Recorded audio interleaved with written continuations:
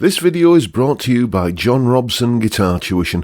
If you enjoy the content, please consider supporting the channel by enrolling on a course, purchasing some guitar lessons or a t-shirt, or you can join my Patreon. Now, on with the show. Hello chaps, welcome once again to John Robson Guitar Tuition. As always, I do hope you're well, and welcome to another episode of this series of Saturday videos I'm doing. Maybe you should call it Fazley Saturday or something. Basically, if you don't know, a few weeks ago I got sent 4 guitars from Bax Music, who are the music retailer who own the Fazley brand of guitars. They've got some new models out, and I unboxed them a little while ago, did a sort of big unboxing video, and each subsequent Saturday we've been going through the guitars that, doing a full kind of shakedown on each guitar. So this is the second most expensive guitar that Fazley sent me. This is, hang on, I've got it written down here. This is the Fazley Sunrise Series Tide Blue Ocean Fade guitar. And I'll give you all of the lowdown on it and what I think of it and how it performs right after we've heard what it sounds like in a mix.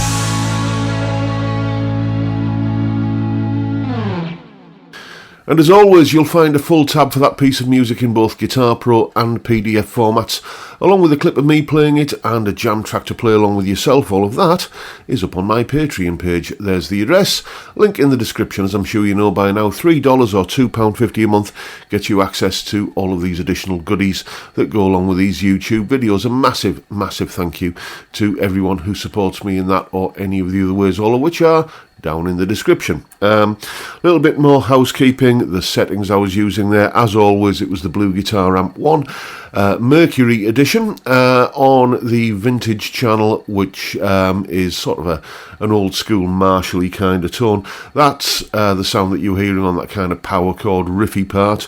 Then the clean stuff was just the clean channel on that amp. It's, very kind of nice Fendery clean tone. I'm using that more and more these days, it has to be said. Then for the high again, shouty stuff, it was the Vintage channel once again with a new Ex-Horseman pedal put into the front end of it. And you probably also heard that I had a little bit of chorus on the those clean arpeggiated chords there. That was just added in the mix in Reaper. So Yes, let's have a look at some weights and measures for this guitar. There we go. We can see a weight of 3.52 kilos, nut width 42.3 millimeters. It is specified as a 42 millimeter nut, but I measured it. Well, you can see what I measured it at, 42.3, using my calipers. Then fretboard radius of 12 inches, and the DC pickup resistance readings are, let me just turn to it on the page because I can't see the screen, it's too far away for my old tired eyes. We have bridge of 16.51k and what's that, 8.4 using the single coil switching, neck of 7.22k, and when you chop that in half it comes out at 3.69, and in the middle position we have 5.07k with 2.57 when it's single coil switched. Did I mention fretboard radius 12 inches? If I didn't, I just did. And you can see the 1st and 12th fret neck profiles there. So those are the sort of weights and measures for this guitar. In terms of controls, you've got 3-way pickup selector and a little switch here that does the the single coil switching. What do I think of this guitar then? Well, it's the best of the bunch that I've tried so far, but that is reflected in the price. The previous two guitars, the Sunset Series Tortoise, which was that thin line tele kind of thing, was £187, and the Sand Shark, that HH kind of metal themed Strat style guitar, that's 162. If you want to own one of these, they are currently, well, last time I checked, on the Bax Music website for £307. So it's just a little bit of a step up in price, but I think there is a bigger step up in quality from these two. I think if you're going to be looking for, looking at some of these new Fazley guitars, I think, just spend the extra money and get one of these. The other two guitars, as you possibly saw, if you saw those reviews, had issues. The Sand Shark, the HH Strat thing, has some things going on with the wiring that I'm not entirely sure what's going on there, and kind of microphonic pickups and stuff.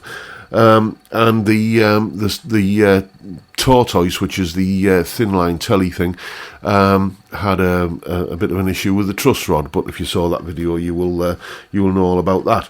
No such issues with this guitar. This, unlike the other two that I've done so far, I've not had to do a thing to this guitar other than tune it. I'll put a link to the full spec down in the description.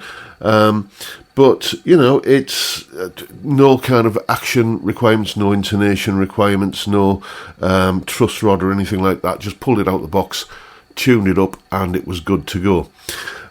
So let's have a little bit of a look at the headline figures here. We have, I think it's a 3-piece Akume body with some rather attractive figuring in that middle piece there.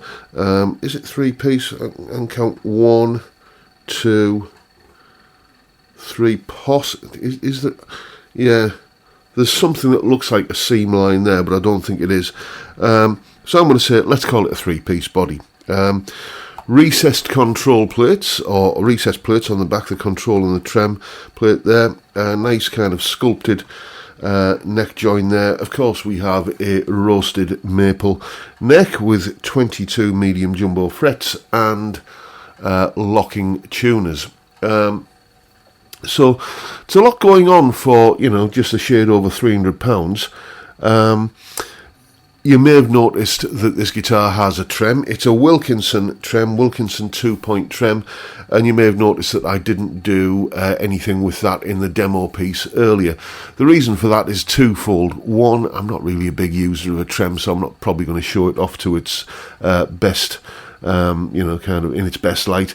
The other thing is that if we look up at the headstock here, we can see that we have those butterfly string trees. Now, that raises a couple of points here. They're always going to be a friction point if you're using the trem, and you're I would say, almost certainly going to be having tuning issues. if you go on eBay or Amazon, I suppose, you can buy a pair of roller string trees for, and I'm not exaggerating here, pennies, a couple of quid or thereabouts. And you can fit them in the time it takes to boil a kettle. It's literally, they cost pennies and it takes minutes to do, and it will vastly improve your tuning stability. So it's an easy fix, but it also kind of makes me think, well, that's a bit of an oversight at the factory, isn't it? Just throw some roller string trees on and get them out the door. Harley Benton did this when they first brought out the Fusion series guitars a few years ago. They had this, even on the models that weren't fitted with a Floyd Rose, they had that kind of string bar here that was just destroyed your tuning if you so much as breathed heavily on the tremolo arm, and then they fixed it. And I'm hoping that Fazley will update this guitar so that it has roller string trees. In terms of the setup and action, I've not been able to find any dead spots or any choking out or anything across the neck. I had a lot of fun playing that little demo that you heard earlier. It's the guitar responds well. It's very vibrant. Whether or not a guitar that resonates is going to translate into amplified tone, that debate continues to rage on, and I don't want to get into that. What I will say is that when I'm playing a guitar that is really resonant, and I can feel the notes that I'm playing as well as through the back of the guitar like that, it does affect the way that I play. It makes me play with a bit more enthusiasm, and I enjoy the playing experience a lot more. So the way you play definitely affects the amplified tone of the guitar. So even if it's not a direct relationship between how resonant acoustically an electric guitar is and the amplified tone, then I think it makes a difference once removed. Certainly does for me anyway, because I play just that little bit more, with a little bit more verve and vim and vigour and other words that possibly begin with V.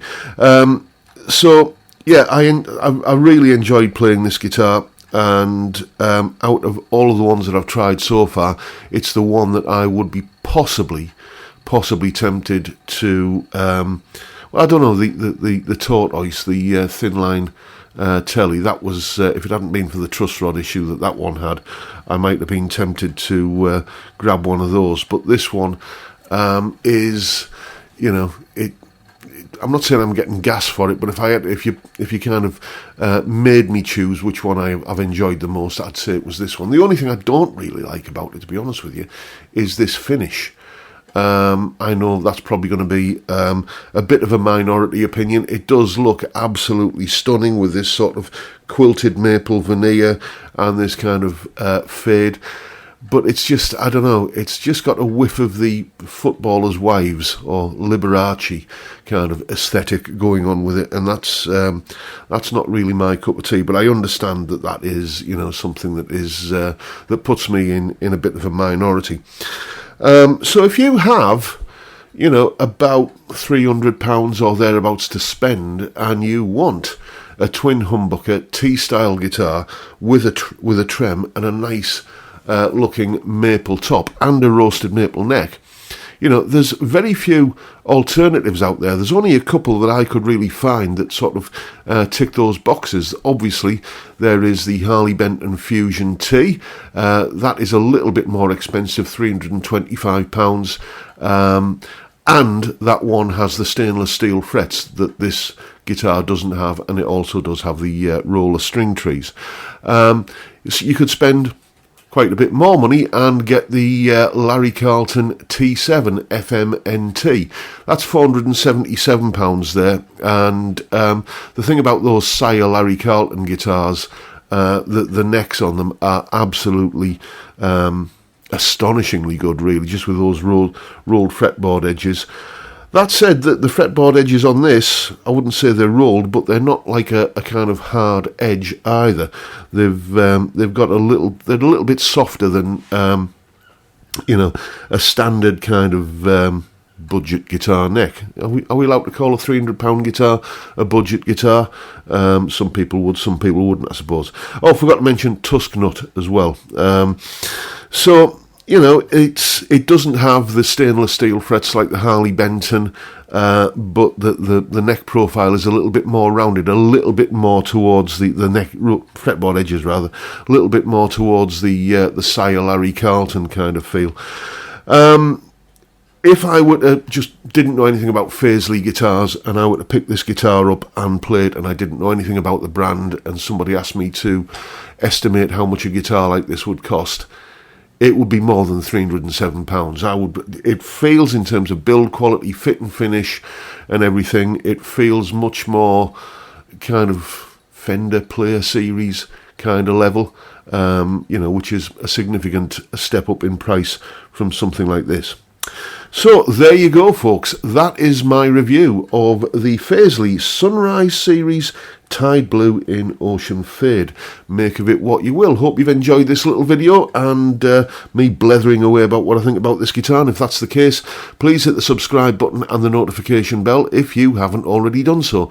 And why not drop me a like as well while you're at it. Don't forget the live stream every Friday, 5 PM UK time, where we drink beer and talk about music and guitars and a whole range of other things. Great way to kick off the weekend, and I'd love to see you there if you can make it. But for now, I'll bid you all a good day and say thank you so much for watching. Thank you for your time. Look after yourselves, folks. Stay well, stay safe, and above all, stay sane. Bye for now.